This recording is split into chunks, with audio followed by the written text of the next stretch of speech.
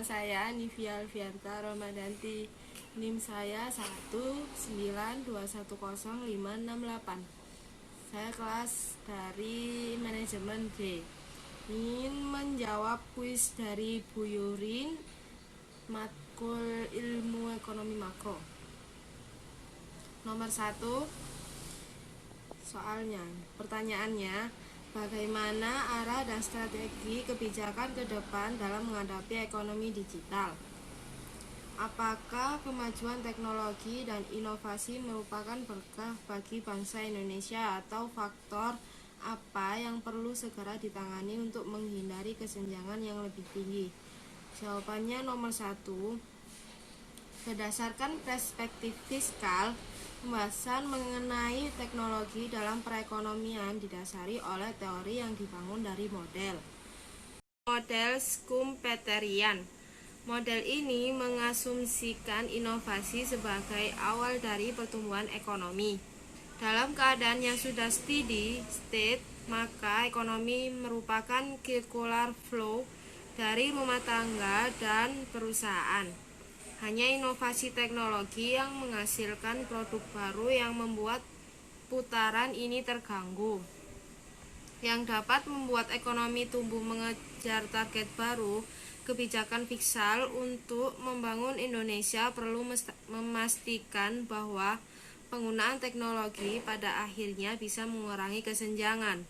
Selain itu, dalam rangka menjaga momentum dan mendukung target pembangunan, kebijakan fiskal ekspansif diterapkan dengan menjaga defisit tetap berada dalam batas aman, yaitu kurang dari 3% produk domestik bruto atau PDB.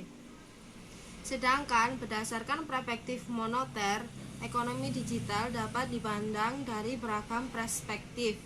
Dipandang dari perspektif moneter, regulator harus berhati-hati untuk memastikan inovasi teknologi memiliki resiko yang minimum dan menghasilkan manfaat yang sebesar-besarnya.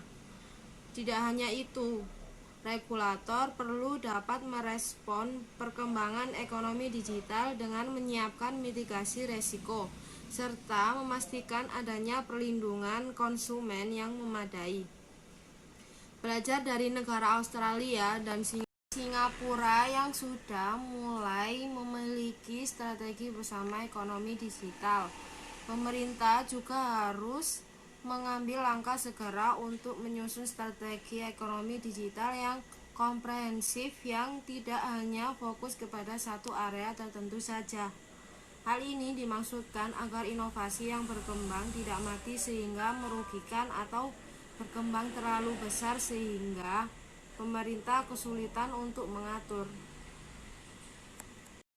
Pertanyaan kedua, digitalisasi ekonomi dan keuangan telah merambah ke berbagai segmen ekonomi.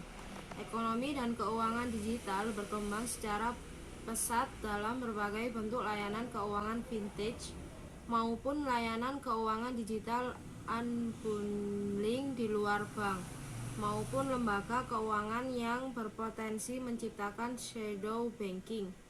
Melihat hal tersebut, bagaimana langkah bank sentral dalam menyikapi penurunannya globalisasi dan meningkatnya globalisasi?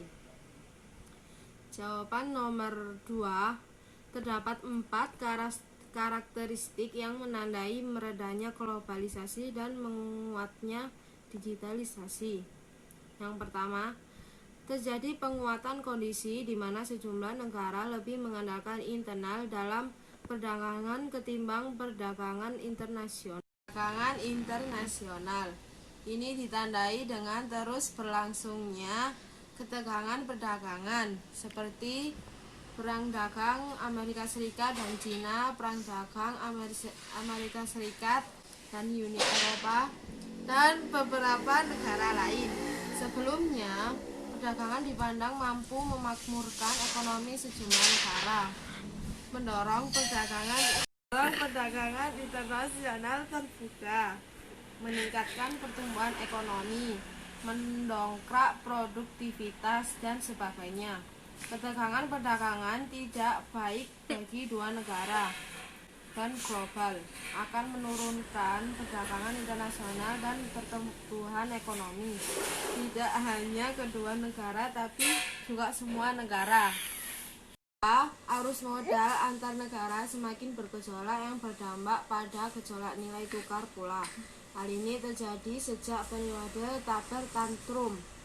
Yang ketiga, khususnya di negara-negara maju, respons kebijakan termasuk dari bank sentral tidak bisa hanya mengandalkan suku bunga.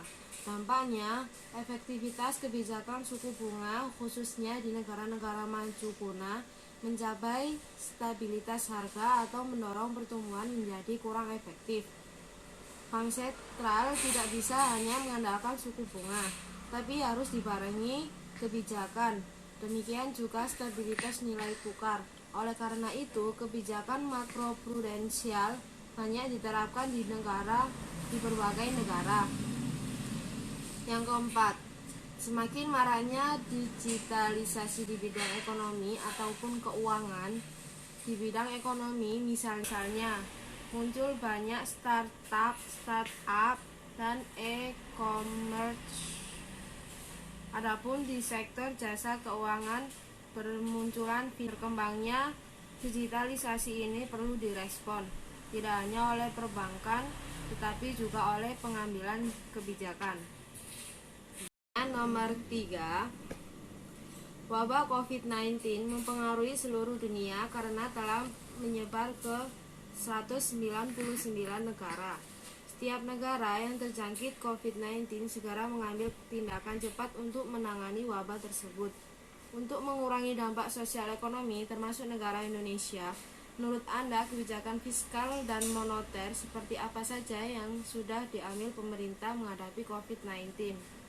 Jawaban nomor 3, kebijakan fiskal dan moneter menghadapi COVID-19. Pemerintah Indonesia mengambil kebijakan yang komprehensif di bidang fiskal dan moneter untuk menghadapi COVID-19. Di bidang fiskal, pemerintah melakukan kebijakan refocusing kegiatan dan relokasi anggaran.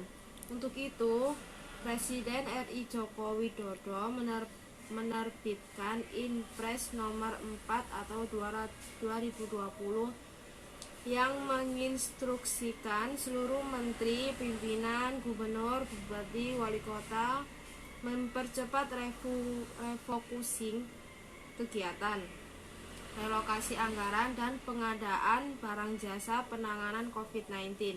Selanjutnya, Kementerian Keuangan akan merelokasi dana APBN sebesar 62,3 triliun. Dana tersebut diambil dari anggaran perjalanan dinas, belanja non-operasional, honor-honor untuk penanganan pengendalian COVID-19, perlindungan sosial atau social safety net, dan insentif dunia usaha.